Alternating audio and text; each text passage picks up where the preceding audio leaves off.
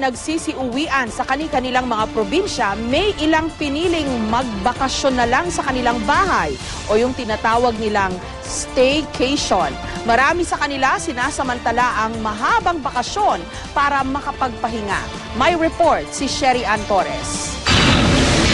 Ang pamilya ni Princess Lanik, imbes na umuwi sa Bulacan, sa kanila na lang sa Tondo, Maynila mag-uundas. Wala raw silang planong mag-out of town.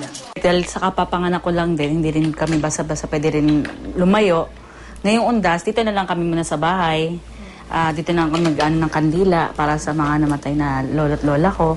Ang 4 na taong gulang niya anak na si Zyler naman, alam na kung paano magiging produktibo ang bakasyon niya. At maliban sa paglalaro, may iba pa siyang pinagkakaabalahan.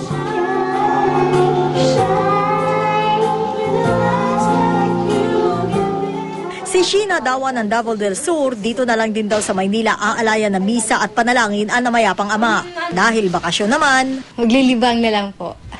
Linis ng bahay yun. Magbibideo okay, manood ng TV.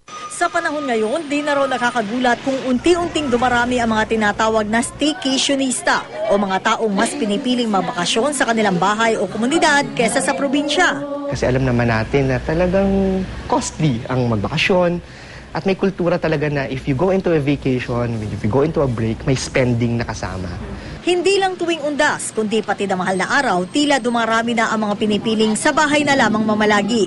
May maganda rin naman daw dahilan para mag-staycation. Ang staycation, ayon sa isang eksperto na nakausap namin, hindi lamang pagkakataon para maipahinga mo ang iyong katawan. Isa rin daw itong magandang oportunidad para mabigyan mo ng pansamantalang katahimikan ang iyong sarili at pagkakataon rin na makilala mo ito sa gitna ng napakabisi mong kapaligiran. To reunite with others and to reunite with the self, no? I-replenish mo ang iyong sarili upang higit na maging produktibo ka sa mga susunod na mga araw.